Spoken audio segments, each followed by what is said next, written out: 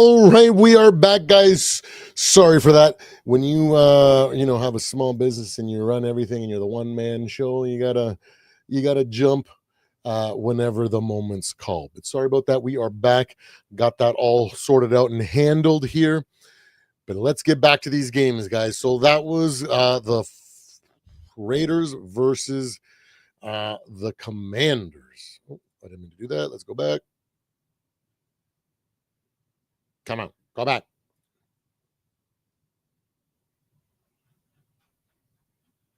Here we go. Is this week 3? All right, cool. All right. Ooh, here we go. This one's a bit of a stinger for some folks, especially Mr. Perno over at That Good Sports. Denver Broncos going up against the Los Angeles Chargers. Man, Jim Harbaugh and Justin Herbert keep on trucking. They keep on letting everybody know that their rebuild was definitely not a rebuild, and it was what do they call it when it's a competitive rebuild? Where I forget. Either way, they're reminding everybody that they never really went away for too long, and they have done a tremendous job with the culture there. I haven't seen the Chargers since Jim Harbaugh took over. So what an incredible, gritty comeback win here for the Los Angeles Chargers. Bo Nix and definitely struggled, didn't look great at times. His deep ball is a little bit out of sync. But you know what? It is still early. It could be a sophomore slump. The reason we call it a sophomore slump is because when the film gets out, things get a little bit tougher for these young guys, and they have to adjust. So maybe it's the season of adjustment for Mr. Bo Nix. So I'm not ready to write him off yet. I may not be a Bo Lieber or whatever they call it down there, but I do have confidence in his ability to keep going, right? And keep developing. And from what I've seen over last year and into this year, I feel like he is still a good quarterback that is working on things, and I'm sure things will improve. So for you Denver fans out there, don't be too upset. Things happen. I definitely crowned the Chargers as the real deal in my week 1 power rankings, letting everybody know that they have arrived. They are the real deal. So it's not a shame to lose to these Chargers in a squeaker like that. Good teams find ways to win, and that's what the Chargers did this week. So wow. Chargers, man. Let's move on to the game of the hour, at least for me, that's a little bit soft to my heart because of good old Sam Darnold. It is beautiful to see him watch. I was telling my friends and some of the other Vikings content creators that, man, doesn't it seem like we're watching last year play out with Seattle? They have some of the same hiccups. They have some of the same things to worry about, but they still find ways to win. They can put up big numbers when it counts. They can also struggle when it counts. Sounds like the 2024 Minnesota Vikings to me. So for me, it was incredible to see Sam Darnold go out there and slang again, 44-13 against Spencer Rattler and those New Orleans Saints.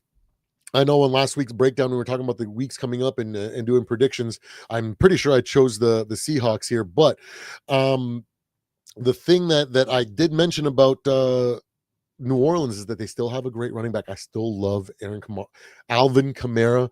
I think he's a phenomenal running back. I think he still has a lot in his tank. And as a wily vet, I think he's going to be able to transition and use some of these these tricky things that these wily vets come up with to overcome when they start losing a step or when people perceive them as not being as big a threat as they once used to be. So I still like what I'm seeing out of Spencer Rattler. Yeah, I know he's still growing, and I think he could be definitely one of those guys that a lot of people didn't give any credit to, and I think with a lot of work, he could build himself up to being a serviceable quarterback in the league, which is phenomenal when it comes to quarterback standards, because it's very, very hard to become a serviceable quarterback in this league. So Spencer Rattler, I see you, my dude. I think you're doing great. Just keep on pushing forward and facing that adversity like you have, and good things will come in time, good sir. Let's move on to the game of the hour, the one that never sours. Holy moly. These Dallas Cowboys never let me down because they always be cowboy and they always be looking a fool. But let's go. Chicago, man. First game of the year where they look like all the hype was well warranted. Everything went right. We didn't see any sacks taken by Caleb Williams. We saw a pretty clean game out of these Bears. And like I was saying prior to the season, this team has a ton of potential, a ton of upside, but there is just too much new. There is too much continuity and teamwork that needs to be built. And we saw how much that still was a work in progress after the first few weeks here. But now we have gone and seen the first flashes of glory out of Ben Johnson and these Chicago Bears. So, you know what? I am not a total hater, and I will always tip my hat to where when it is due. In Chicago, great job this weekend. You put away those lowly Cowboys. That's exactly what an up and coming team or a team with substance is supposed to do against those garbage dumpster fire Cowboys. So, looks good on you. Is a nice, good get right game. Now, let's see if you guys can hold on to that momentum, hold on to that camaraderie and that teamwork you guys are working on, because it is the number one thing you guys got to focus on, because that's the only way you guys are going to develop the consistency that you need to be able to challenge us big dogs in the league. But regardless, I still see you, Chicago. Great job. Great job out there. The San Francisco 49ers come away with a squeaker and a devastating loss for them on the that they have to deal with. Joey Bosa has it's been announced today that he has gone down with an ACL, has torn his ACL, so he is definitely out for the remainder of the season. What a huge hit to this team. He is a dynamic player. There's no you can't really hype this man up because he is that good. Let's be real. He is tremendous. So it sucks to see him suffer this season-ending injury. I'm hoping that it doesn't take too much off of his speed or whatever. I hope it doesn't totally negatively affect him that way. But needless to say, I am definitely going to be praying for you, good sir. I hope you have a speedy recovery because you are a dynamic player, and we need players like you in this league because you put players or fans in the seats, and it's incredible to see what you do week in and week out. Unfortunately, we're not going to see anything more from you this season, but that's okay. But I guess we have a silver lining in this game in that the San Francisco 49ers were able to pull out a win. Despite the injuries and the continued injury bug that they are suffering, man, it's to the point where it feels bad to dog on them, and it's just like, man, like I just want them to get back on swing and get back on track and have this injury bug behind them, so that way we can just kind of enjoy what they can and can't do, and hopefully we can see what Brock Purdy and these 49ers can become without those pieces that they've lost. But regardless, to say, what a gutsy comeback win. It was a heck of a close game the entire game. That's what it's like with divisional matchups, and they were able to squeak it out. Kyler Murray and the Arizona Cardinals did everything they could, but they just could not do enough. And unfortunately, they go down with their first loss of the season. The battle of who is going to lose, there's and San Francisco won this week. So big up to you, San Francisco, even in a time of huge adversity. I still think it's a great job that you guys were able to win this. And then let's get to the Sunday night game. Man, I had a lot of hope for this game.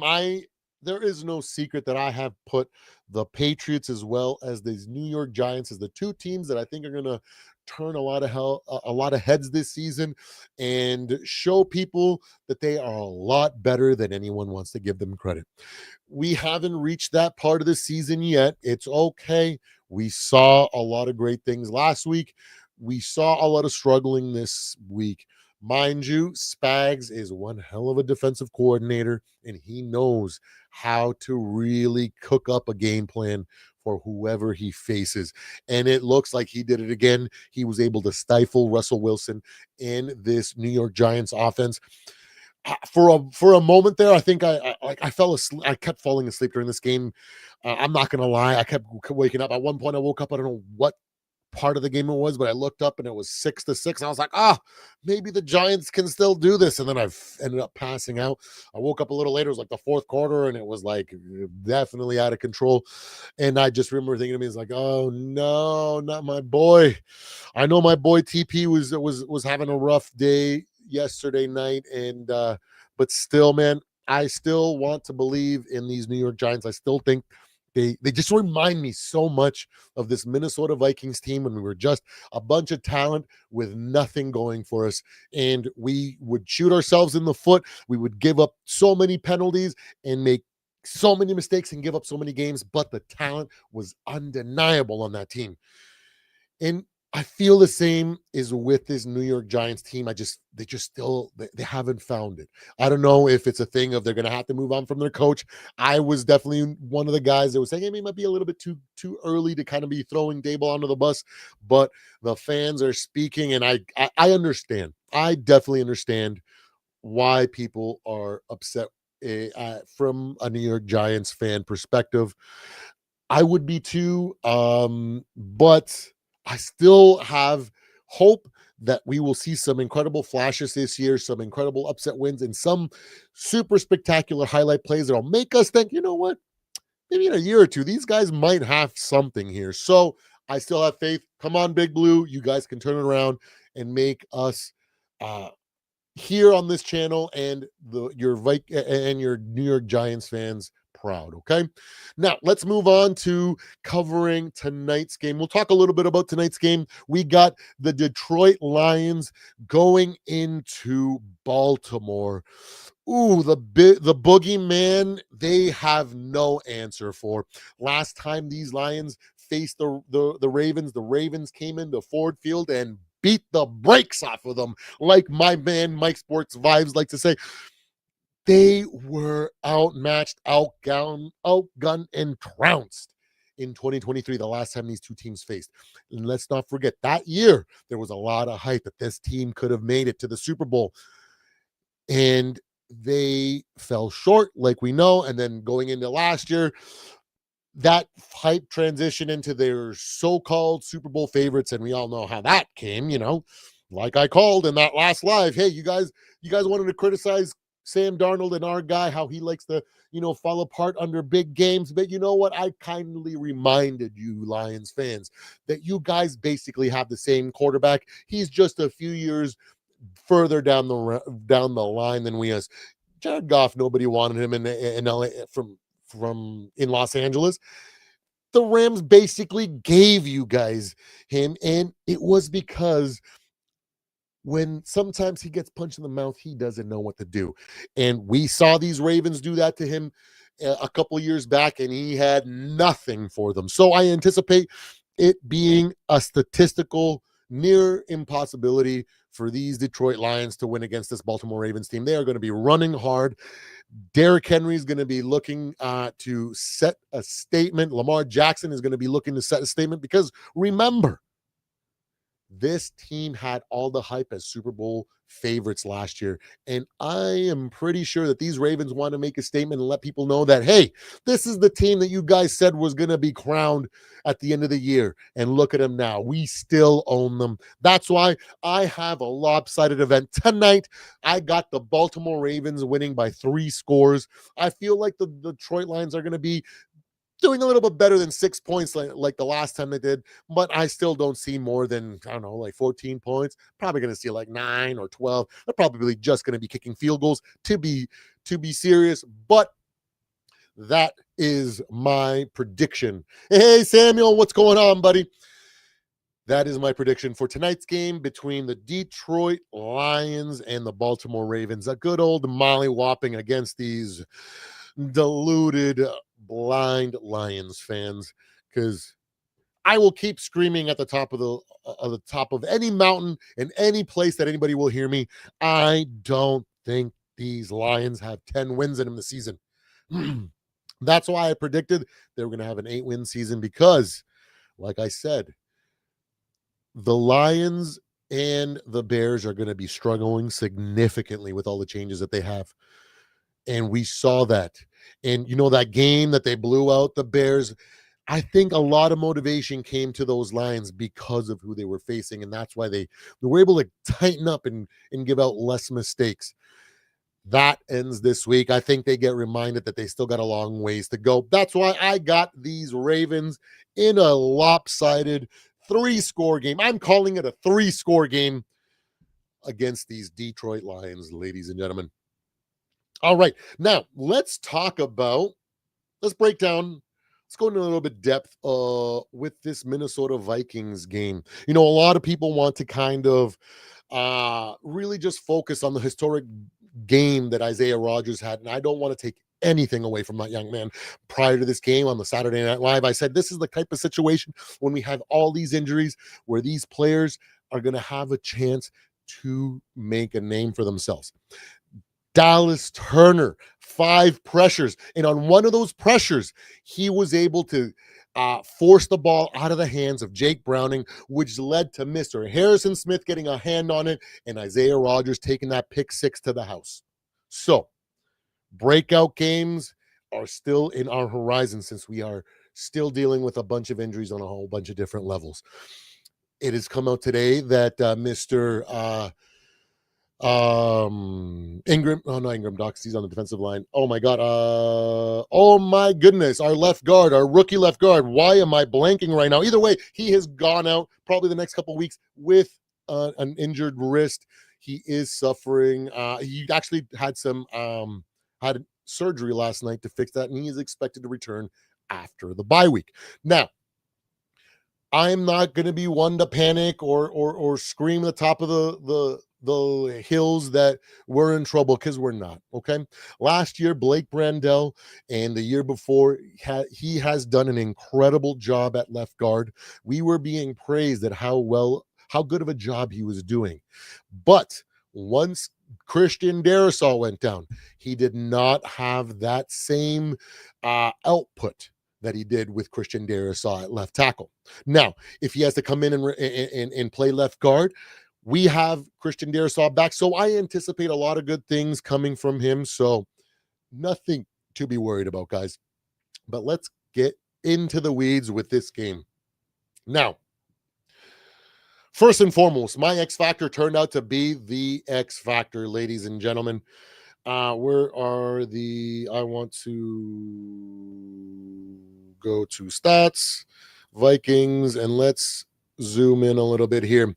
My player of the game and my X Factor going into that game was Jordan Mason. I said I tremendously hope that our Vikings team would be doing a great job running the ball. In that they did. I said it was going to be probably a blessing in disguise, having Aaron Jones going on injured reserve, because now KOC is going to be forced to feed this man, and we are going to see what he can do once he gets the majority of the touches. 116 yards on 16 attempts, 2 touchdowns, 7.3 yards with a 24-yard longest run of the day. Incredible job. Mr. Scott came out there. He had 8 attempts also for 30 yards, but those runs that he had, those were key yards. He was bumbling, and I know I think 1 or 2 of them came back off penalties. If those didn't come up, he would have had a better day as well. Cam Akers had some good performance. He made some catches out of the backfield. He was still that classic Cam Akers that we know, that little Swiss Army knife from our stable of backs there. And then Carson Wentz chipped in with a little 4-yard run himself. So, we were doing good when it came to the rushing attack. And I said that was going to be a big factor for this game. And I thought Jordan Mason would have a big day. And that he did. Now, let's talk about the man of the hour, the guy that never sours, Mr. Carson Wentz. Let's go, ladies and gentlemen. Big hand of applause for Mr. Carson Wentz. Man, I don't know about you, but I was living vicariously through him yesterday, knowing that he grew up in North Dakota and grew up a Minnesota Vikings fan, just seeing the elation and the happiness in his eyes on the sideline and after every big play. I could tell that he was living out a childhood dream, and I was just so happy for him in the moment. Now, like I said in the preview, I said, Carson Wentz has somewhere between 180 to I think I said 230 or 220 yards. He's got maybe one or two touchdowns, maybe an interception, maybe not. Now let's see where we ended up. 14 passes for 20 attempts, from 20 attempts, 173 yards. So pretty damn close to what I said. On the low end, of course, a 70% completion rating, 8.65 yards per attempt, 2 touchdowns through the air, a couple of beauties, I might add.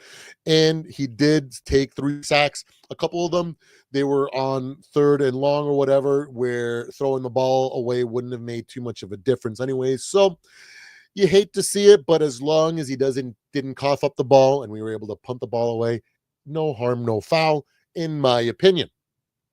We got to see a little bit of Max Brosmer too. He made 2 attempts, or he had 4 attempts for 2 completions for 29 yards, a completion percentage of 50%, 7.25. But I think even against that lowly Bengals defense, it is what it is. They weren't going to be giving him the full playbook. It was a lot of hands off and whatnot. So good to see Mr. Brosmer out on the field. It's nice to see our young developing quarterbacks hit the field and get at least a couple meaningful reps at the real NFL speed. So good on you, Mr. Brosmer. And the man of the hour, Mr. Justin Jefferson, the guy that is clearly the best wide receiver in the league, with or without a receiver or without a quarterback. I think we found out last night when the so-called other number 1 best receiver in the league, Jamar Chase, came into town. Justin Jefferson was able to put up 5 receptions for 75 yards. Incredible. 36 yards on the long and 44 yards coming yards after the catch, which is incredible. That's what we expect to see out of a generational talent. I wasn't expecting to see, 180 yards, 3 touchdowns, nothing crazy like that because of the situation. We were in the backup bowl, but Justin Jefferson definitely proved, because if we look over here now, let's see what Mr. Chase did. We got Jamar Chase coming in, 5 receptions, 50 yards. I think he gave up a fumble, and no, that was T. Higgins. Maybe it was him. Either way, it wasn't good. It wasn't great. We definitely could see who the better receiver was out there yesterday. But other than that, we had a bunch of good plays coming in from a bunch of other receivers. Hawkinson made a dent. Naylor made a dent. A lot of good stuff coming in yesterday. Even Mr. Felton got a catch last night for 9 yards. So we're doing good. And the one biggest takeaway that I take from this game, and I think I said it in the previous live that I had to shut down and come back on, is that this team still knows how to fight through adversity. Last year, we were filled with moments of adversity, whether it was our own self-created adversity by struggling early in games and letting teams like the Jaguars get ahead of us. But every single time, just about every single time, this Minnesota Vikings team never gave up. They stayed together and believed in themselves, and they were able to bring it back and win a bunch of times when a lot of people thought it was lost at halftime, right? So big ups. That is the biggest takeaway from this game. This team still knows how to fight through adversity, and I am not afraid of any of it coming forward. I am conditioned by this Minnesota Vikings team to have ice cold blood running through my veins. I do not get nervous. I do not get phased. I do not stop believing in this Minnesota Vikings, because they have earned that right. They have earned that right. So another big takeaway is that once KOC kind of keeps it simple and we keep it to a certain game plan, we are way more effective. Now, I will say I have definitely been a big defender of Mr. KOC when it comes to play calling over the last couple weeks with JJ at the helm. My intuition, now I don't know, I'm not in the office, I'm not there in the building, I don't know what's going on in these quarterback rooms, I'm not there preparing the game plan, and I'm definitely sure as hell not in KOC's mind. But my intuition is telling me that the reason he is calling these types of plays is because he is looking for JJ McCarthy to experience things for his development, which he believes are the most important things for him to focus on. That pre-snap decision making, the ability to audible before, once he sees the pressure, assign pass protection, all those things pre-snap, and then post-snap, his decision making, which route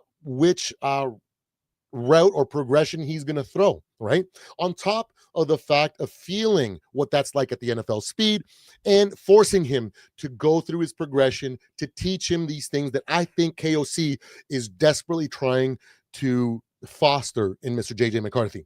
I'm pretty sure it's not going to be a big secret that JJ McCarthy was considered a game manager in Michigan. You know, he had a strong running game and everybody else was there and he was just a supporting cast member, right? So, with that being said, I would think that, handing off the ball a bunch of times is pretty comes natural for him. And, a bunch of check down passes into the flat and making these easy slants or these and that are probably pretty easy for Mr. JJ McCarthy, which is why they're putting the types of play that they are on him so that he's forced to experience these things.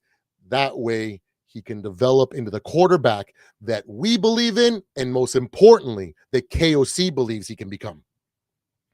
Eric, New Mexico in the house. Thank you for joining us here, man. Oh, man, Skull Brother, what a great win.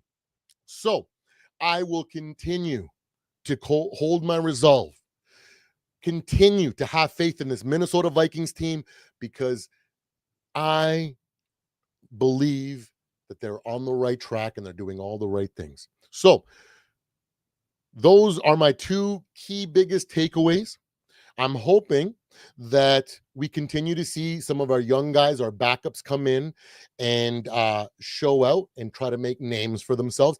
I would love very much at the very end of the year to have so many of our second year players or our backups have put such good tape on film that we got other teams begging for us to trade them or to snatch them up in free agency if that were the case, because that means that we're doing something right and our depth is something to be marveled at. I am not afraid. This Minnesota Vikings team is the real deal. I know that a lot of people have really, really high aspirations for when it comes to the Minnesota Vikings. Hey, I'm a Minnesota Vikings fans too, and I have big dreams for this team. But going into the season, I did not put myself or these Vikings into that mindset that we're Super Bowl bound, baby. It's just going to be 1 or 2 games, and JJ's going to be banging all cylinders, and we're on our way to 16 wins or whatever, however many wins it takes to win the Super Bowl. No, I was thinking, hey, you know what? We still have an incredibly talented roster that has learned to win as a team and has created a brotherhood that can face adversity. And any adversity that they face with JJ McCarthy at the wheel as he develops, we can overcome. We saw that in week 1. And another thing that I was convinced of is that we were going to see flashes, a lot of flashes from Mr. JJ McCarthy among all the growing pains. But like I said, I have faith in this team that this team is going to be able to push through those growing pains. So as soon as JJ McCarthy is back and ready and 100% cleared to go, I wholeheartedly expect him to take over. And like I said, on yesterday's live on Let's Go, I said, I do not care if we put JJ McCarthy and we lose every game of the season. I will repeat, I do not care if we put JJ McCarthy in and he plays the rest of the season and we don't win a single game. Because I would much rather him go through that developmental process and learn through those games than play quarterback carousel and risk destroying this man's confidence. Or essentially kick the can down the road until next year, where we're going to be doing the same freaking thing. If he struggles, get the backup in, get the backup. And then it's going to be another year of just mediocre freaking quarterback carousel play, and he'll never develop. And then after that, we'll probably end up giving up on him, trading him, and looking to draft somebody else. Do you guys want that really? Or do you guys really want to see what this little young man can do? He's the youngest quarterback in the league. He's facing a lot after 600 plus days of not playing any meaningful football. I think he deserves a little bit of grace, guys. And I will not stop believing. And that's why I think JJ McCarthy should return to be the starter and play the rest of the season out. All righty then. And so that is, I guess we can go a little bit of. I think we'll leave it at that, because there isn't too much valuable data to get from this game. To be truthfully honest, we blew them out. Some people might say it's a bit fluky. We definitely can't bank on any one of our defensive players to be consistently putting up historic nights. What I can bank on is that our Minnesota Vikings are an extremely strong team, and we can face any challenge that we can. This defense, like I said, going into the season, one of my bold predictions was that I feel like the Denver Broncos and the Minnesota Vikings are going to be the top two defenses in the league. I don't know which order they're going to be in, but I just have a feeling that these two defenses got something special for us this year. And yesterday, we saw that. That's why I'm extremely confident in our Minnesota Vikings and this defense and what we have right now. So I don't want to dig in the weeds and the stats for this game, because at the end of the day, it was a mollywhopping, and there was a lot of garbage time. So a lot of that stats can be a little bit skewed, okay?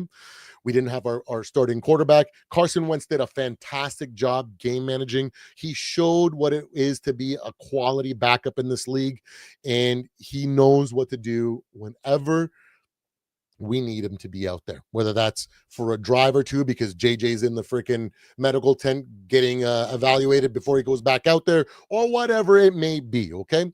I have confidence in what he can do, and especially what KOC can cook up for him to do. So we're not gonna dwell too much on this win, because it is a huge win, and we will move on. Now, I want to talk a little bit about quarterback development. Let me let me go to here. Let's go to Google, and let's go.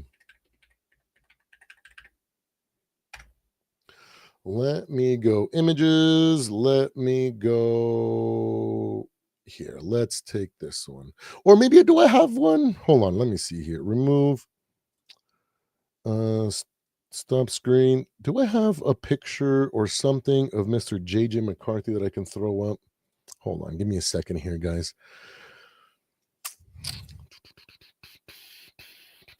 Because I want to have him on the screen.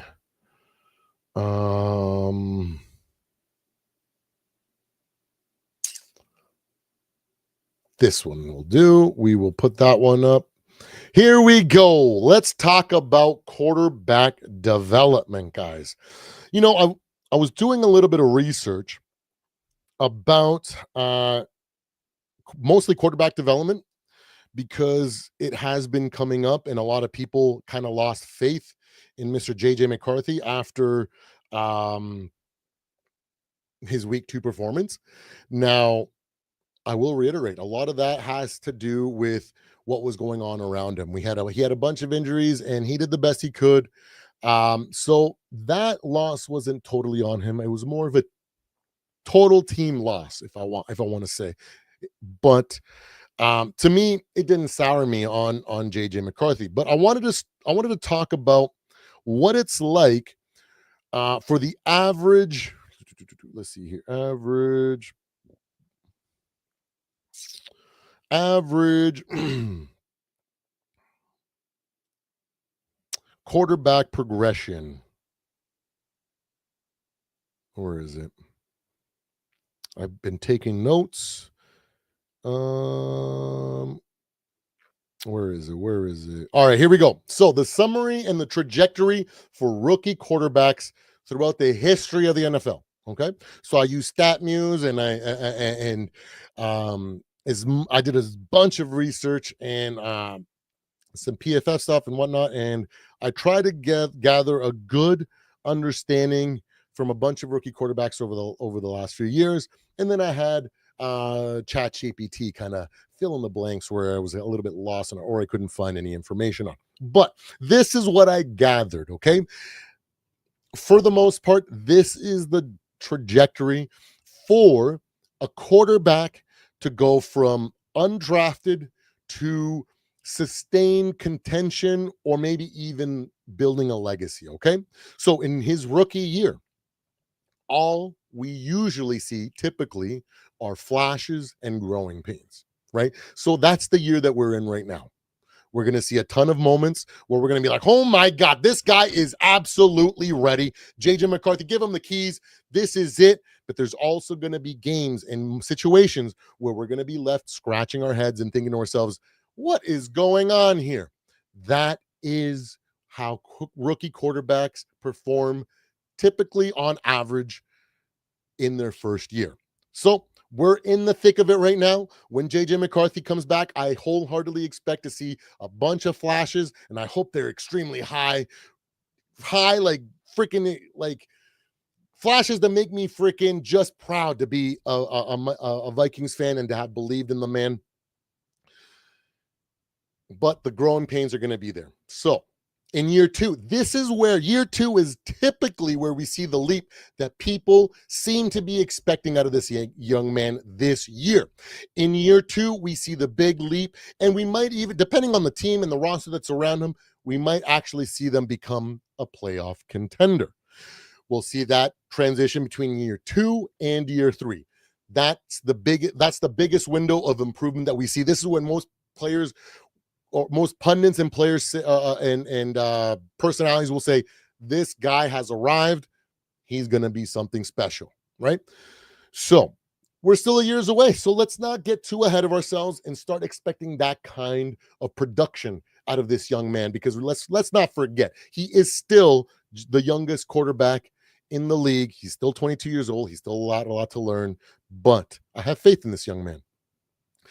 From year 3 to 5, this is when we see a young rookie quarterback establish himself as a franchise quarterback.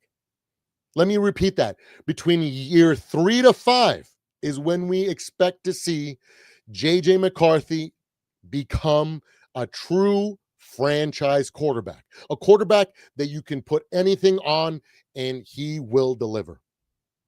We're still a little ways away from that. So if you were one of those guys that had that kind of expectation, I think you really need to check yourself, because you got way too, you're a bigger homer than I am. I'm going to say that. Okay. So settle down, relax, enjoy the ride, because you're going to wish when it's over that you could come back to this time, to an easier time where you could just be happy and root for this team on their come up. Years 4 to 7, that's when we see a rookie quarterback evolve into a Super Bowl contender, or maybe that's when we start seeing Super Bowl runs come out of a quarterback. And then if they have established that that kind of play and established themselves, and they haven't flamed out, their coaches haven't been fired, and their team has continued to believe in them, from year 7 and on, that's when we see sustained excellence. That's when we see legacy built. So if you guys were expecting that this year for Mr. JJ McCarthy, I'm sorry to break your bubble, but it's not coming this year. Just be happy with all the flashes that we're going to see this year, because it should be giving you hope that as he progresses through this normal trajectory, that he gets to that franchise quarterback level, that level of play where we can depend on him and know that even if everything goes wrong, that man will still be slinging and give us a chance to win. So let's pump the brakes a little bit, guys, and Let's reevaluate our perspective and be happy with what we got. We've, as a Vikings fan base, have been dying to have a lottery quarterback pick. Let's not act like deluded Bears fans and start wanting to throw the freaking baby out with the bathwater. Okay. Every single quarterback that these guys, the Bears, have drafted within a year or two, they're telling them to get away or they're drafting a new one. We don't want to make those mistakes. We want to let him get his lumps and show us what he's got, and hopes that that will help him develop into the quarterback that we believe he can become. So, with that being said, I want to give you guys some examples, right, of quarterbacks that have excelled and have been outliers. Okay, Big Ben, I think, is probably the closest one next to Tom Brady that has been able to come into the league as a rookie and produce immediately, right? Rookie year, 15-1, went to the AFC title game, you know, pretty good for a rook. Year two, wins the Super Bowl. Pretty darn good. From there on, we know the history. Never a losing season. Mike Tomlin and those Steelers were a hell of an organization. And that's an outlier. Okay. He was probably more NFL ready than any one of us would have given him credit going into there, which is why he was able to succeed, on top of the fact that he had an incredibly dominant defense, a great O-line, and wily veterans that helped guide him through that early year. Something that we have, but we're still a work in progress when it comes to that. Tom Brady, the biggest obvious one, the GOAT. We know what he did. Sustained excellence from year one, day one. And if you were expecting that, I'm sorry. But don't be scared, because it's coming, guys. Now, I want to give you guys some other notable rookies that have done incredible jobs. Dan Marino, rookie season, right? MVP season, set passing records, reached the Super Bowl, never made it back, right? So it's not always, sunshine and rainbows when you have a top tier quarterback. It doesn't always work out to plan, and we're seeing that, right? Russell Wilson, incredible year one, won a playoff game, and then in his second year won a Super Bowl. So in my opinion, he's the reason why the dual threat quarterback emerged, why Lamar Jackson is in the league, why Josh Allen is in the league, why Kyler Murray is in the league right now. Because after he won, I think he changed a lot of minds in these front offices, where they were thinking, you know what, maybe a dual threat quarterback can win a Super Bowl, right? Because people were thinking, yeah, they're just a flash in the pan. They're a gimmick style quarterback play. We can't win the Super Bowl. Even when you got the great Mike Vick, we couldn't win it with him, right? But boy, Russell Wilson kind of opened their minds a little bit, which is why we see the emergence of this dual threat quarterback. So I, for one, want to thank Russell Wilson for all he's done in this league, because if not, we wouldn't have Josh Allen, we wouldn't have Lamar Jackson, we wouldn't have Jaden Daniels.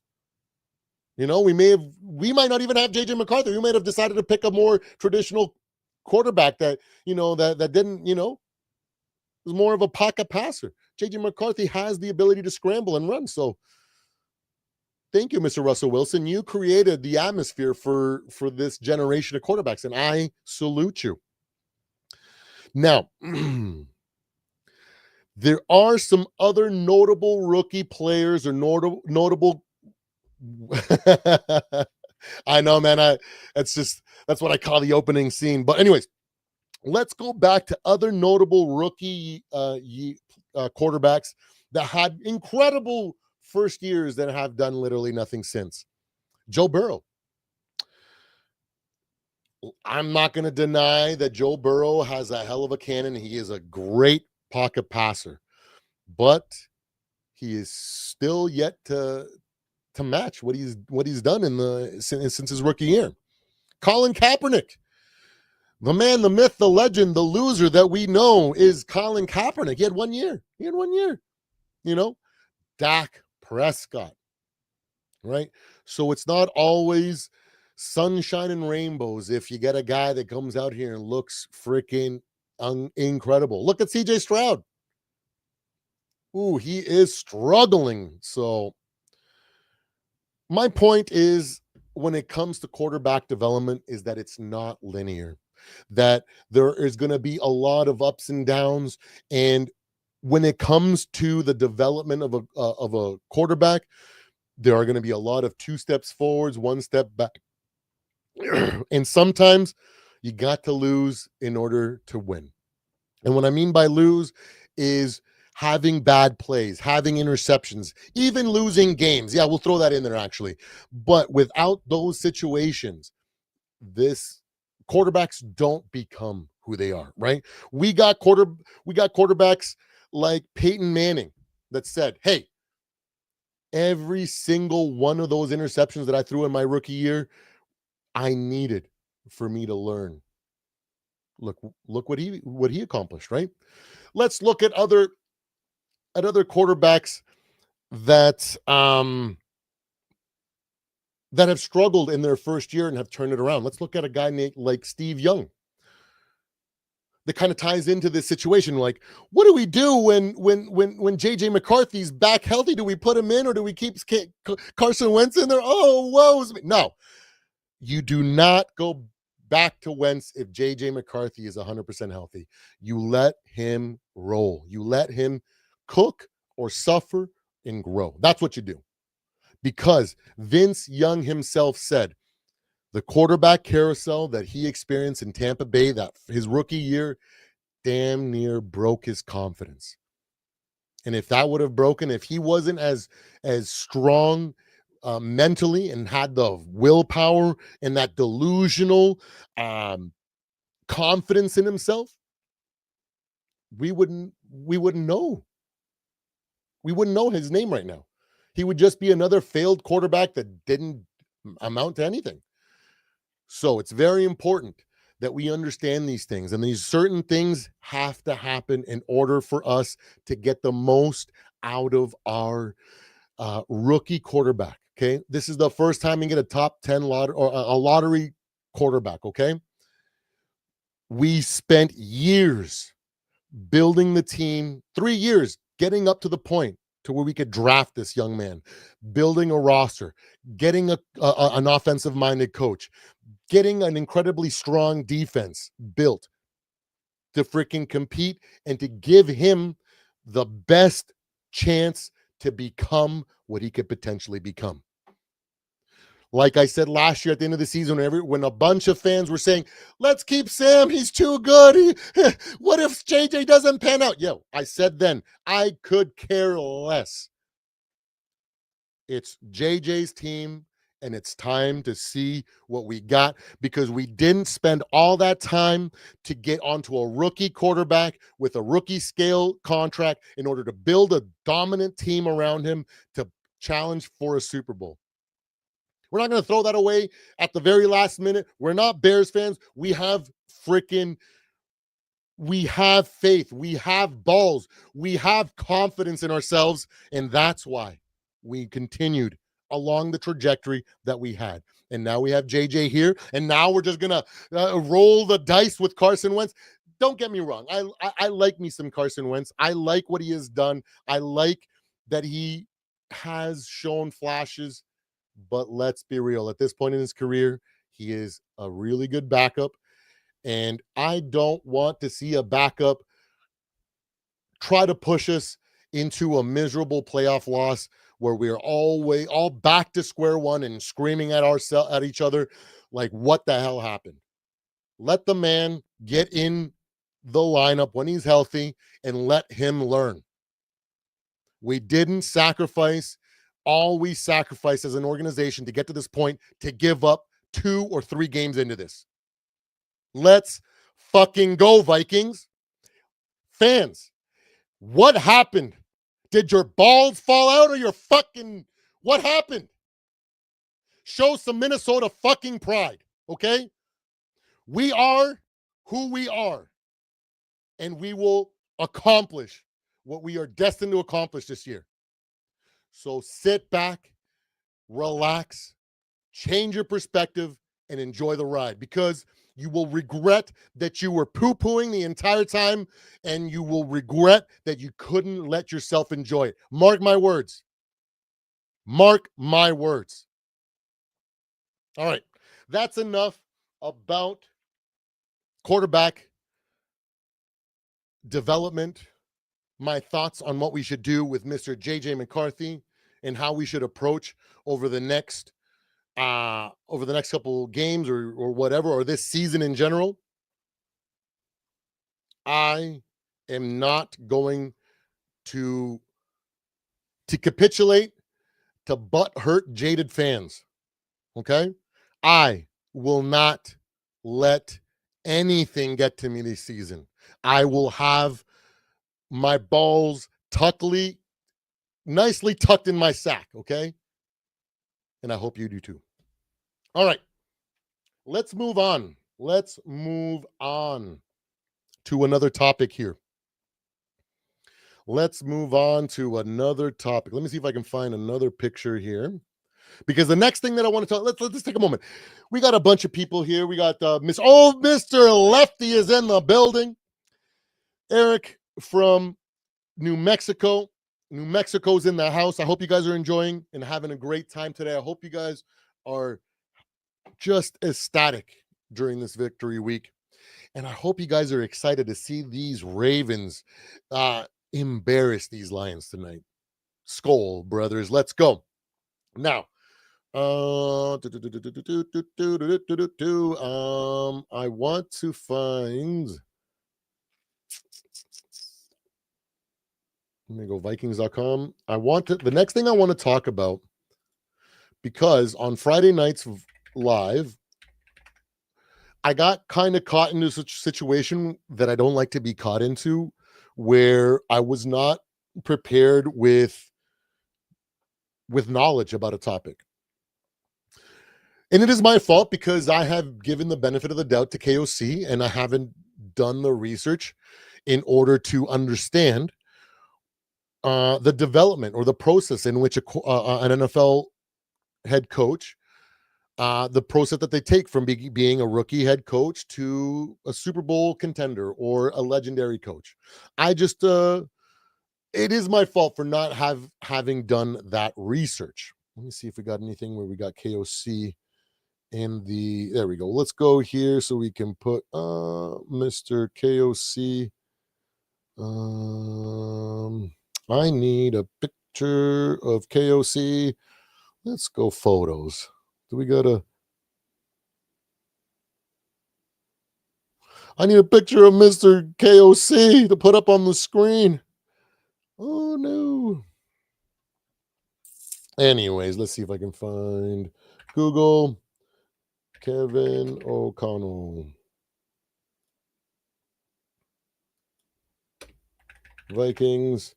Let's see if we got any articles that I can go to. You know what? Let's go to the old Wikipedia page. Let's throw that, even though I am definitely not a fan of Wikipedia. I learned at a young age to never trust Wikipedia, because you and I can definitely make changes to that. And that's why I was always taught, don't trust Wikipedia. But just because we need something to put up on the background there. Hey, Mr. Barber, what's going on, buddy? Skol, brother. So let's talk quarterback, or no, head coach development, I guess you can say. So I did a little bit of research. I was caught off guard this weekend when we were talking, and I postulated, I went through intuition and just kind of my own common sense and logic that there's not a lot of head coaches that have immediate success, and it usually takes a few years for them to elevate to that level of expectations that a lot of people have out of Kevin O'Connell.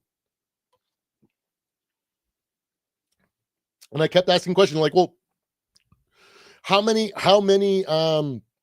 head coaches, you know what I mean, like become Super Bowl contenders, or just trying to get an understanding or a feel from these guys that know a lot more um, about football and the history of of stuff like that. And they just kept coming up with outliers, and I was like, I get what you're saying, but I'm I'm talking more about the average. How do normal quarterbacks, what is their normal, or head coaches, how is it that they progress through their tenure, right? So I was thinking to myself, man, what is the natural trajectory of uh, a a head coach? So, uh, in general, each team, without any games being played, each team has roughly, gosh, I probably should have calculated, somewhere around 3 to 5% to win the Super Bowl every year before any game is played. Just statistically, probabilities, just stats, statistically speaking. Each team has about a 5%, somewhere in there. My best guess. You guys can fact check me in the comments. But each year we have a team has that prior to making any progress or any games played, right? And then based on the record, that percentage fluctuates, right? And we, as you can see, as the season goes, we're going to see NFL Network and a lot of these pundits pull up these percentages of likelihood to make the playoffs and likelihood to make this the AFC Championship or the NFC and then likely to make the Super Bowl, right? We're going to see all those come up, and as over time, we're going to see that increase for certain teams. Now,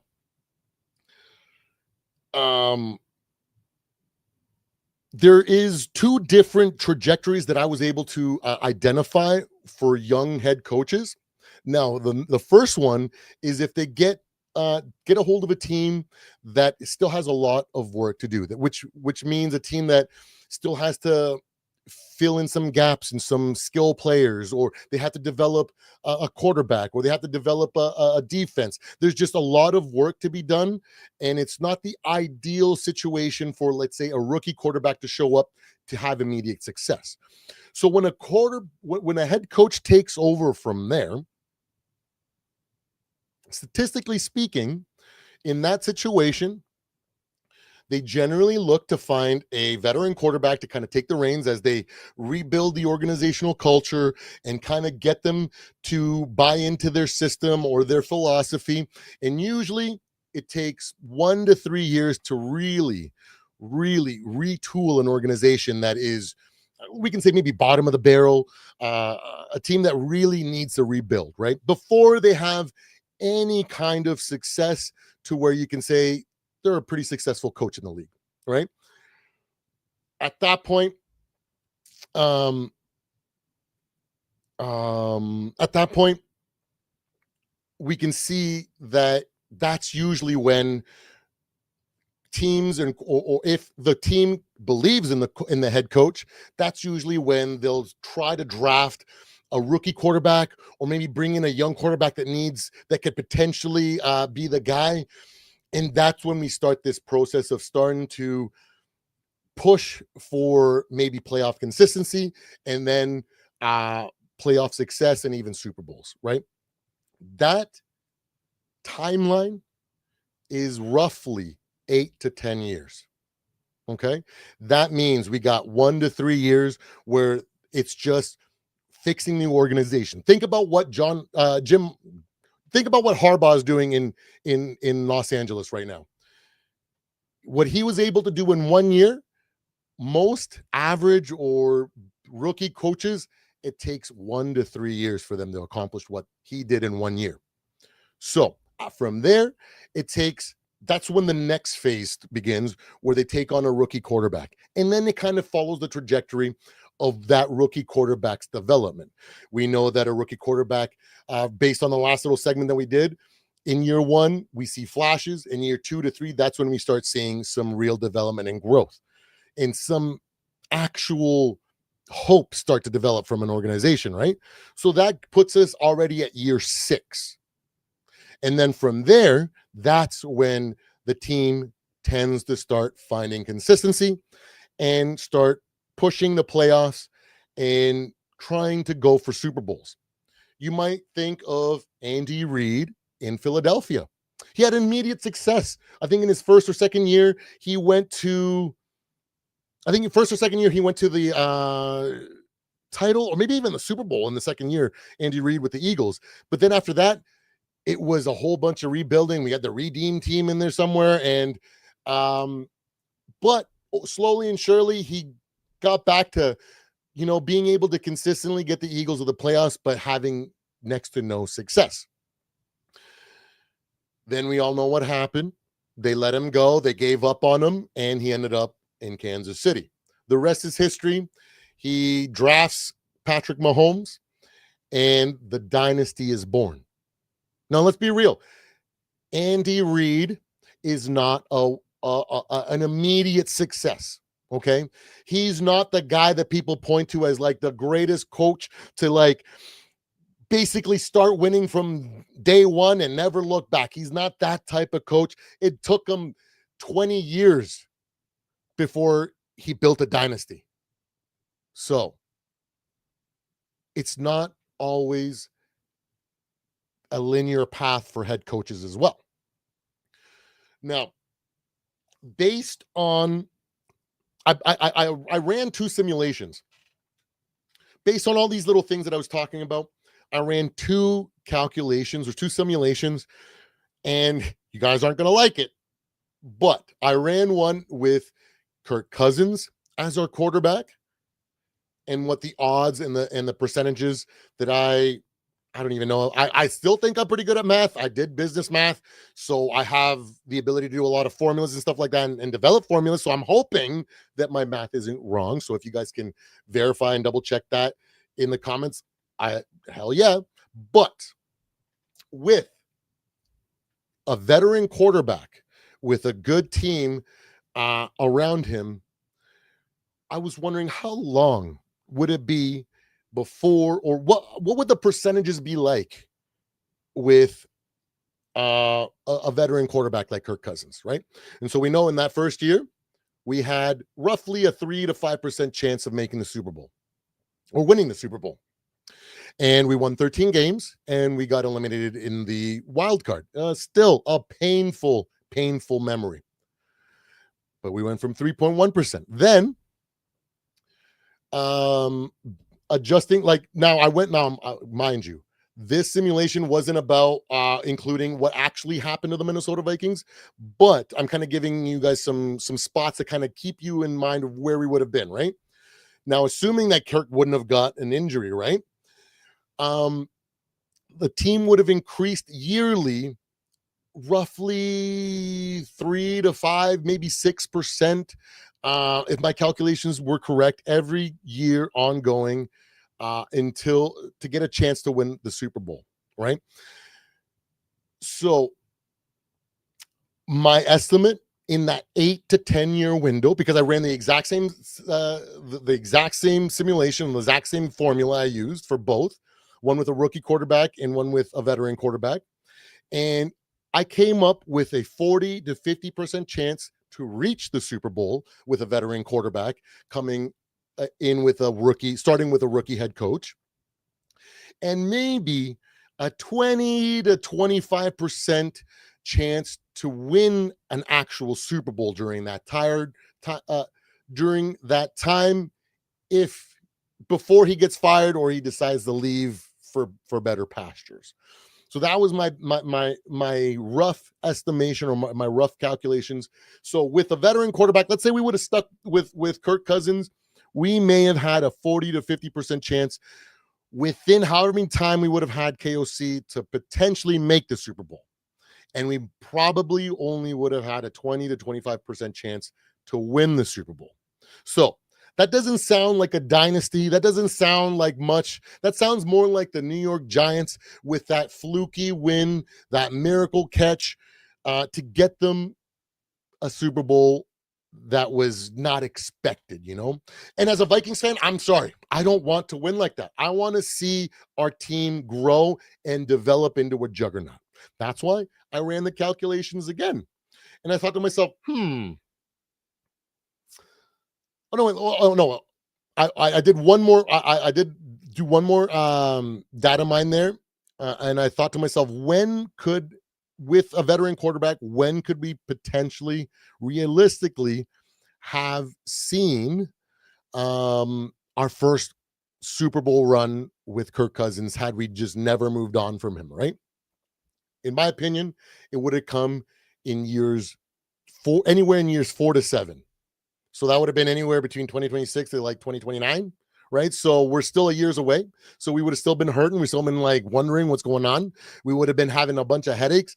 It would have been rough because we know how divided our fan base was when Kirk was at the helm. So do we really want to go through that now? That's why we moved on. That's why we decided to go for a lottery pick at quarterback. So now I went and made the exact same calculation when it came to having a lottery pick quarterback, right? With an offensive head coach. Now, historically, this pairing has had the highest ceiling in NFL history. We got Mahomes and Andy Reid, uh, Allen and McDermott. You know what I mean?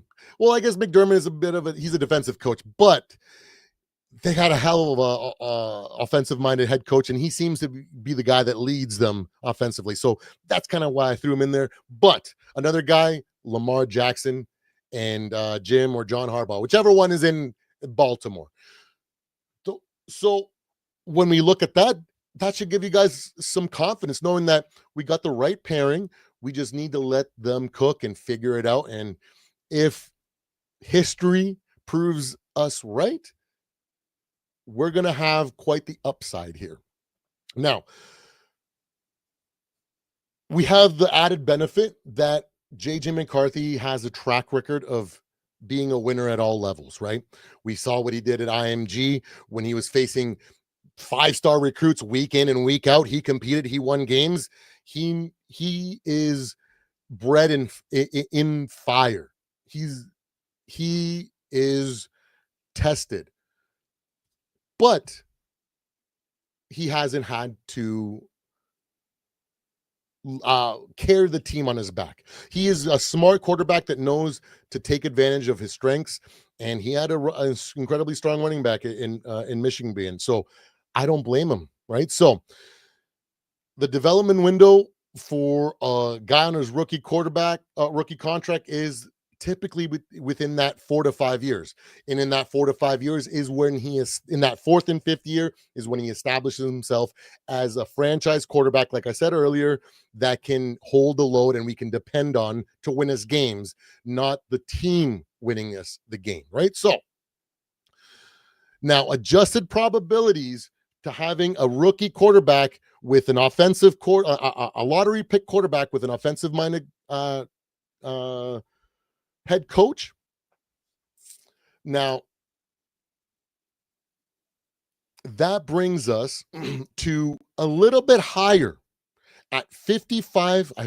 There's so many numbers. I told you I lost this freaking spreadsheet. Okay, so reaching the Super Bowl, it increases from 50%, 40 to 50%, to 55 to 65% chance to reach the Super Bowl. And then winning at least one Super Bowl in the JJ McCarthy era, I calculate between a 30 and a 35% chance. Now, that's all good and well because that's in a vacuum. That's on paper. We understand as football fans that necessarily what's on paper isn't exactly what's going to happen in real life, right? On paper, week 2, we were the far superior team and we should have mollywopped those Falcons. But injuries happened and we threw that game. They didn't beat us. We threw that game. I don't care what anybody says. You score 15 points just kicking field goals all the way up to like 3 minutes left in the game. You didn't win that game. You kicked field goals, brother. Your kicker won that game. So with that being said, we know what just because it's on paper it's supposed to happen doesn't mean it is going to happen. So that can go, these percentages and these probabilities can go, have a little asterisk there. But these are the reasons why I believe in this coach as well as quarterback, because of the history that we have, because of the things that I have seen through all the little training camp highlights and what I saw in week 1 and what I saw from Kevin O'Connell last year. Because as you guys heard me get a little bit frustrated on Saturday's live, I have definitely been one to be overcritical of KOC, especially in that first year. It's no secret. I say this all the time. Oh, he gets that grin in his face and he tries to force some trick play or some elaborately crazy, whatever, developed play, and he just throws away drives, okay, and throws away momentum. So I am not one to have zero criticisms for KOC, but for me, the good outweighs the bad. And every single year he has improved, and the things that he continues to improve on are the things that we have needed to work on. Now, mind you, this week he kind of reminded a little bit of, to a whole bunch of people that, hey, you know what? When it comes down to it, he can come up with a really damn good game plan, and he can make even Carson Wentz looks like a guy that people want to hitch their bandwagon to, right? So there's a lot of hope. And for me, that's why I believe that we will be successful with JJ McCarthy. Now, the way that I see this timeline going with JJ McCarthy, now I see year 1 going in with a whole bunch of growing pains, some flashes of greatness. We already got to see one flash of greatness out of this man, and it was a historic night. The first ever time a rookie quarterback or a player making his NFL debut was able to do what he did in that fourth quarter and come back and put up those 2 touchdowns and run for that third one in. That flash alone made me go, oh yeah, there's nothing to worry about here, guys. It's just a matter of time. So I am not going to be worried with any of the growing pains that are going to come. I know it's going to be very rare for us to go deep into the playoffs, but I do feel like we will be there. And the lessons that we will learn in the playoffs this year are going to be invaluable in the growth, in the maturity of JJ McCarthy, on top of Kevin O'Connell. He has gotten better every year. Now, Rapp did make a good point last week with that O-line coach, man. So I was very, very curious to see how he did this week. And you know what? Maybe it was the O-line coach and the preparation that he had his team go. Or maybe it was that Christian Darrisaw is that guy and he just hides so much. The jury is still out. So, Chris, our O-line coach, I'm still watching.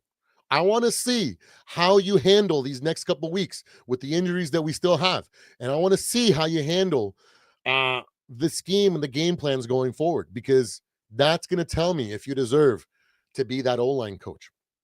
So in year 2, this is when I expect us to take off. This next year is when I expect to have the expectations that a lot of Vikings have this year. That's when I'm expecting to see the leap in development, right? Think of let me think. Who comes to mind in year 2 with a big jump like that? Think of Josh Allen, Joe Burrow, Patrick Mahomes, Jalen Hurts, Lamar Jackson. Lamar Jackson struggled, very much struggled in his first year, right? So many good quarterbacks struggle while they're developing. Imagine if the Buffalo Bills had given up after 2 games on Josh Allen. They wouldn't be the most prolific scoring offense today. I'm just saying, we just need to have a little bit of patience and let things go in the time that they need to happen, and just have a little faith, guys, because They will make you happy more times than they will make you frustrated. Mark my words, because I am definitely going to be the one reminding everybody how much you guys melted down after week 2, okay? From literally every year from here on out, whenever we make strides, whenever we accomplish more, we go deeper and we make runs, I am going to be the first one to remind you guys. So don't get mad at me, and don't be upset that I'll sound like a broken record, but I will. I will definitely be a broken record, reminding you all. In year 4 to 5, that's year 2 to 3. That's when we're expecting the takeoff. That's when we're expecting the most hope to come from this team. This is when we're going to be like, oh my God, we got a dynasty on the freaking go, boys. This is the year. And then in year 4 and 5, like I said, this is typically when rookie quarterbacks establish themselves as a franchise guy that can handle the load, that can handle the expectations that a lot of people have put on him already. That's okay.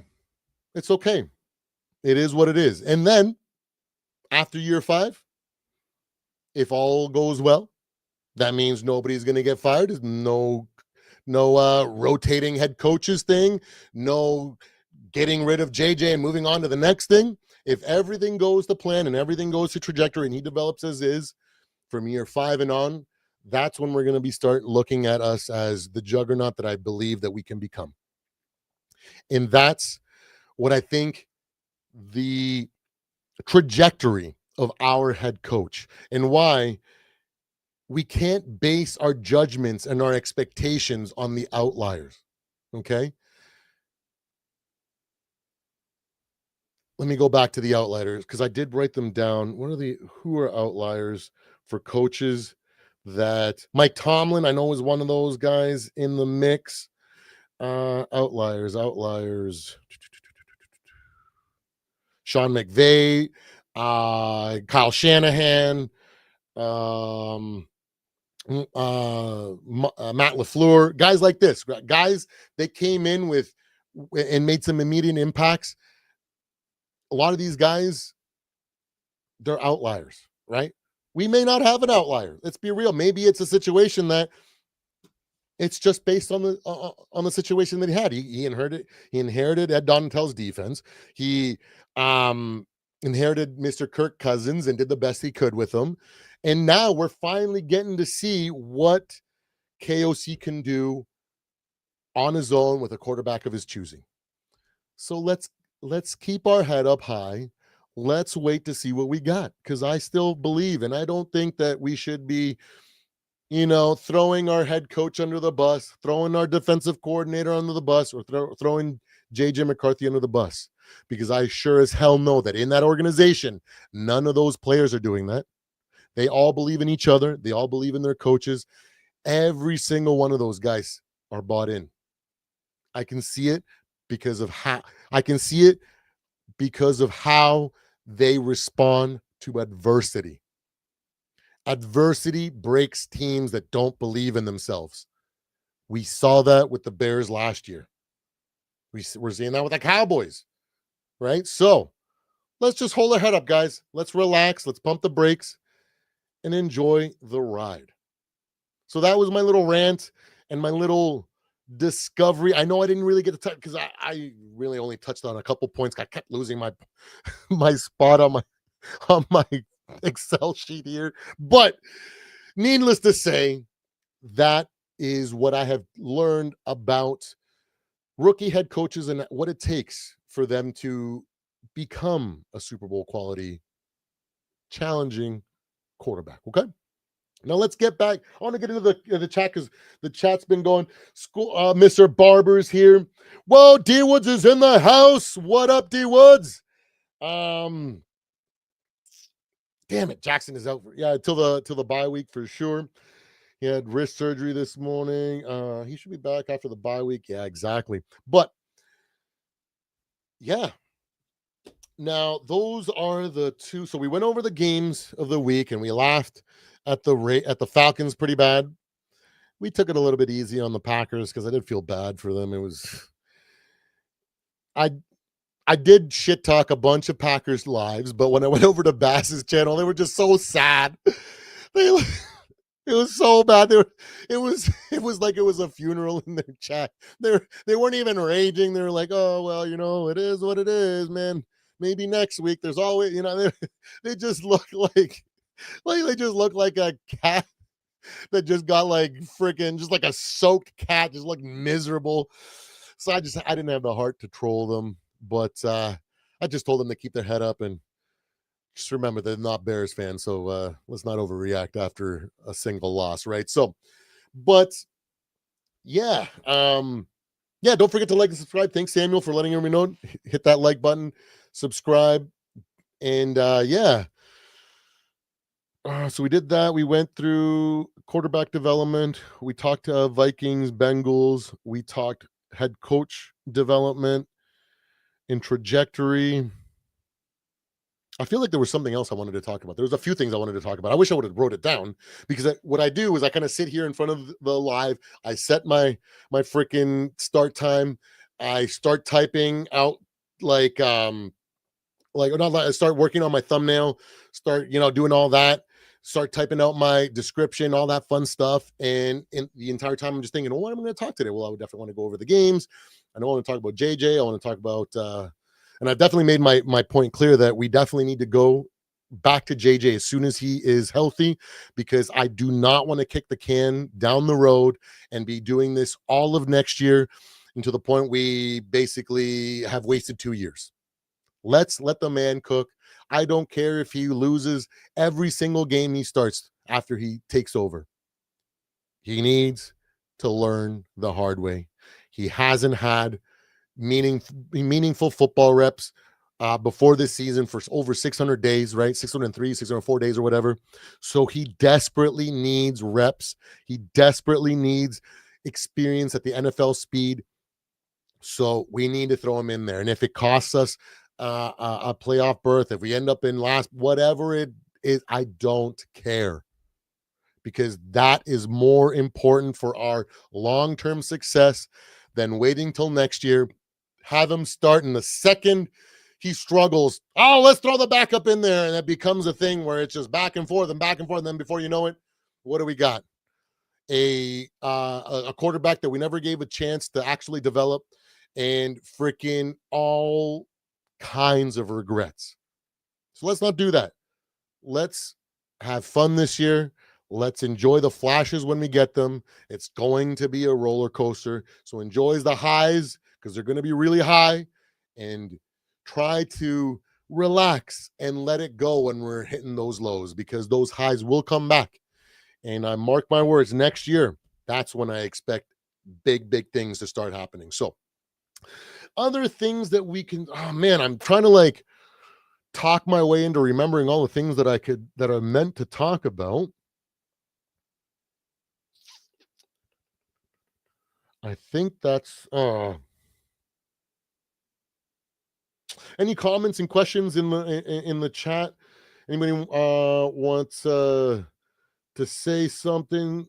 Maybe has a question that I can kind of ramble about while I remember. I really need to start writing down things before I go live. I just like to freestyle. I just want you guys to get my honest, real thoughts when it comes to the takes that I have. I don't want you to feel like I spent an hour or hours researching and trying to find the exact right thing. I don't want to come across like Purple Daily or some of these bigger channels that really don't dig into the weeds or really stay on the superficial things and never really talk about the things that really matter. I really want to talk from the heart and give you my perspective as it literally comes out of me, because in that way it's as real as it can be. So that's why I hope you guys enjoy my lives and continue to check in with me daily, because I will be doing lives every single day talking about these Minnesota Vikings. Now, oh, I guess maybe we can do a way too soon preview of these Vikings versus Steelers game. We could finish the stream off with that. Let's go back to the week 3. Now we go week 4. Now let's go into Steelers Cardinals, and let me present There we go. Let's go there. Perfect. So let's just take in what NFL Network has got for us here. So regular season at a glance, points per game. The Pittsburgh Steelers are sitting at 12th at 24, and our Minnesota Vikings are sitting at 6 at 27. Not too shabby. When it comes to yards per game, we are giving up a lot of yards, but this Brian Flores defense gives a lot of yards. They don't give up a lot of points. So we're 28th in yards per game allowed. The Steelers are 247 yards, so we're pretty relatively close when it comes to these guys, right? When it comes to time of possession, we're 27th in the league at 27 minutes and 10 seconds, and they're at 26 and 53. So when it comes to time of possession, this game is probably going to be a lot closer. We're going to see a defensive matchup. We're going to see probably is equally as many stalled drives out of our Vikings. We're going to also see as many equally stalled drives out of these Steelers because our defenses are so stout. Now, when we look at sacks, we got defensive sacks. We're 5th in the league and they're 9th in the league. We have 9 and they have 8. There must be a bunch of teams with 8. I'm thinking, or yeah, I'm not sure, but either way, to be 9th, either way, 5th is good. When we got total defensive interceptions, we got 2 so far in the year coming in. One off of Michael Penix and the other one off of Mr. Jake Browning. So looking pretty good. We're 11th in the league. The Steelers coming up with 3 so far this year, coming in at 7th. Now on total turnover differential, we're +2. We're 5th in the league, and they are +5, first in the league. So their defense is good, man. They can get after it. They can cause a lot of havoc to our ball carriers. They can cause a lot of pressure to make it so that the ball comes out too quick or late or whatever it is. They're a good defensive team. It's a good defensive matchup. I'm expecting a solid, hard-fought win out of this team. Now, JJ's not going to be there, but yeah, when it comes to the two, let me see, the three the three key factors I think that are going to be playing a massive they're going to be doing massive work for whoever wins, right? We got the Minnesota Vikings coming in with a backup quarterback with a pretty strong running game and an extremely talented defense. We also got the Pittsburgh Steelers coming in with roughly the same situation, except for they have Aaron Rodgers coming in at quarterback. And like I've been saying all year, Aaron Rodgers at times looks like Aaron Rodgers of old.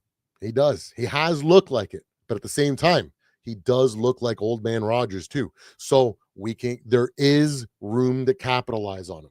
So I'm hoping that our defensive pressure, our defensive scheme, and our play in general is going to be one of the key difference makers in this game. The next key difference maker, D Woods was talking about this in his upload earlier today. Man, Price is doing a phenomenal job at punt returns and kick returns.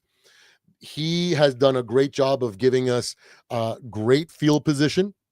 So I really think that special teams is going to play a massive factor, because if we can keep getting short fields for Carson Wentz, that's going to relieve the pressure and make it that much easier for us to get control and then stay in control. And if we can put these Steelers in a situation where they're trying to play from behind, maybe we can make them into a one-dimensional team, take their running game out of it, and put that pressure on Aaron Rodgers and his arm. He may still have it, he may still win it, but I am banking on the fact that he is a little bit older and he is going to make more mistakes than he's known for. So that's why I'm hoping that we can get a lot of great advantageous field positions in our game against the Steelers. The third key factor to our success this game is going to be going back to our running backs, our stable of backs. Again, we'll do the X factor, but Jordan Mason is primed to have another big day. It's an international game.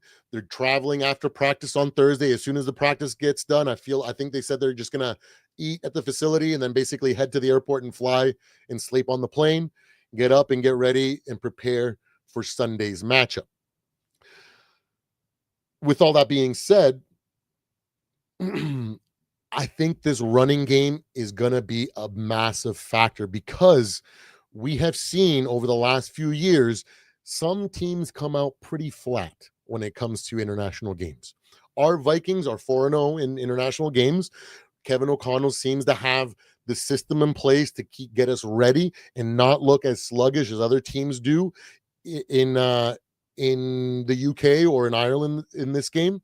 So I'm hoping that Jordan Mason has got fresh legs and he's able to take control and dominate early, as well as having Mr. Scott and Mr. Akers out there chipping in and doing their part to keep the Steelers defense honest.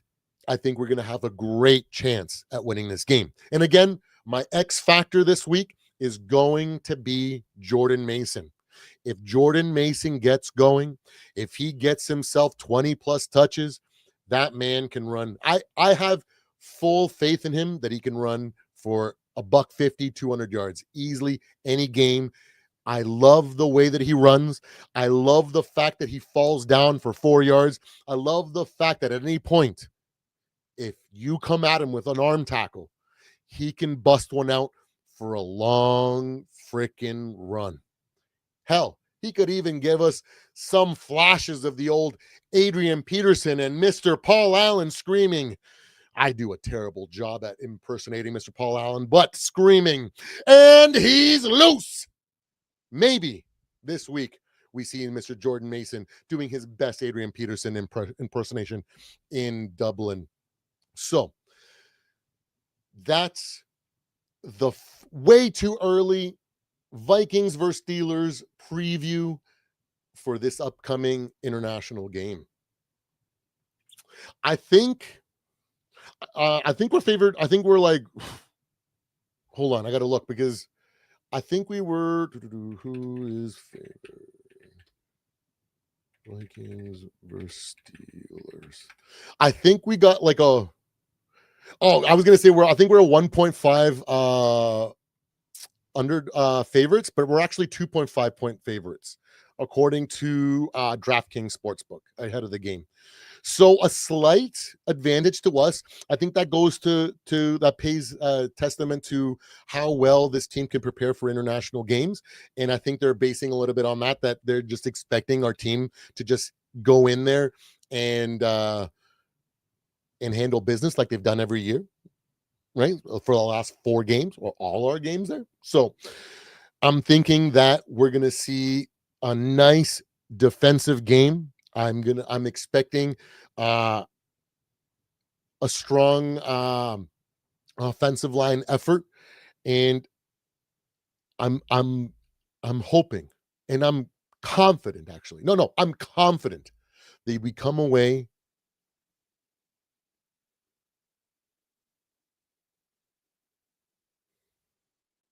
34-27 Vikings. You heard it here first, ladies and gentlemen. Minnesota Vikings, that's my first prediction, 34-27. Full on intuition. Just let the freaking spirits talk to me or whatever you want to say. That's my best guess for this upcoming game against the Pittsburgh Steelers. But man, it's going to be a good one. This team, their defense is no joke. TJ Watt is unreal. They have game breakers on that defense. So if we can keep our composure, if Carson Wentz can continue to game manage well and not make bad decisions, I think this should be a testament, again, to the quality of this roster, the quality of our coaching staff, and the quality of our game planning. So there you have it, guys. That is my far too early Vikings versus Pittsburgh Steelers breakdown, preview, whatever you want to call it. Let's go back to the chat. Mr. Mike, what is up, brother? Talk that talk, brother. You're gonna be on live soon because I hope I don't miss it. Um, I love it. I love your football walk and talks, bro. Man, I wish I had a. You know what? There might be a nature trail close enough for me to kind of do something similar. Bro, I keep doing you, bro. I love what you do on your channel. You are awesome, my friend. Everybody, all you guys, D Woods, all you content creators that work. I love what you guys do. I love the content you guys produce. I love the passion that you have for this team, and I am extremely proud to know you guys, and I'm humbled by being able to call you guys friends. So, and that goes for all you other guys that aren't content creators like you, Barber, Two Toned, everybody, Norsefius, all you guys know Samuel, you guys all know who I'm talking about. Eric, you guys all know who I'm talking about. I love you guys all. But yeah, any other things? Man, I feel like I wanted to talk at least about two or three other things because my game plan was to talk about everything in all one live and then chop it up and upload it in sections for those that didn't make it to the live. But yeah. Good question, Mr. Barber. When he says, when Ham comes back, will he help in our run game as far as getting that block? I think so. I think um I think he's done a great job to prove himself as a fullback for our team. We've seen him create some massive holes and do all the right things. He catches passes out of the backfield. He catches fullback. He'll do a fullback sneak. He is a very versatile player, and so I think that it will just add another dimension that teams have to worry about and game plan for, because he is a very smart football player, and I think that him in pass protection as well as Jordan Mason, was it week one, week two, week one, or week two? There's a highlight going out there. I forget because it's not coming like right to, but there's a pass block that Jordan Mason picked up that I was like, oh brother, this guy is the man. He is the guy. He is our future. And the better he becomes, he's a second year player, guys. Let's not forget, Jordan Mason is a second year player. So as he keeps developing these abilities to pick up pass blocks, to chip on the way out, and also start catching passes as well. Man, that guy breaks tackles. Imagine him catching a pass in the flat and just breaking a tackle and going for 20, 30 yards. Bro, he's going to be something to be reckoned with once he develops all those other skills that we want out of our number one back. Until then, we have Mr. CJ Ham. We have Cam Akers. He's not the greatest, but he does know what to do, and he will put his body on the line for that pass block. And Aaron Jones does a really good job of picking it up too, even though he's a smaller guy. So that's why, personally, I would much rather like Jordan Mason to develop that skill set, because he has the body to be able to really put a good block in, or at least slow that guy enough to let JJ scramble out of the pocket or get that ball out. So I am excited to have him back. 1,000%. Great question. Great question. Let's go. Look, game week 10 for week 11. Oh, is that Samuel, is that when CJ Ham is expected to be coming back week 10 or week 11 or something, or between week 9 and 13? Yeah, Xavier Scott, man. I've been talking Xavier Scott, man. I really like Xavier Scott. I totally forgot. He's a big body guy. He runs hard. He is definitely a guy that he's got the stature to be able to put up some decent blocks. At the very least, put a good hit on a guy before he freaking, pushes through him to try to get to the quarterback. I am very, very happy with our stable that we got going on right now. Man, it's a great time to be a Vikings fan, guys. I am extremely happy, and I hope that I was able to convey that for you guys today. Any other quick questions? Anything else that you guys wanted to talk about? I think that was pretty much everything that I wanted to talk about for today. I will probably end up remembering as soon as I jump off this live what it was that I wanted to talk about, but that's okay. If I do remember it all, I'll just do another live a little bit later. And you know what? Maybe I'll go live for the. Maybe I'll cast the Ravens the Ravens Lions game. Maybe, maybe I don't know. Still to be determined, because after this, I'm going to be cutting all these videos up to try to see if it's try to get these all uploaded into their own uploads as well. So I might not even have the time to, but it is a possibility. But again, thank you so much for hanging out with me on the Purple and Gold Bars channel. I love every single one of you guys. Whether you're a Vikings fan or not, I only wish the best for you. I only wish bad on. It's not that I wish bad. I just wish that your team loses. I don't wish anything bad on you guys.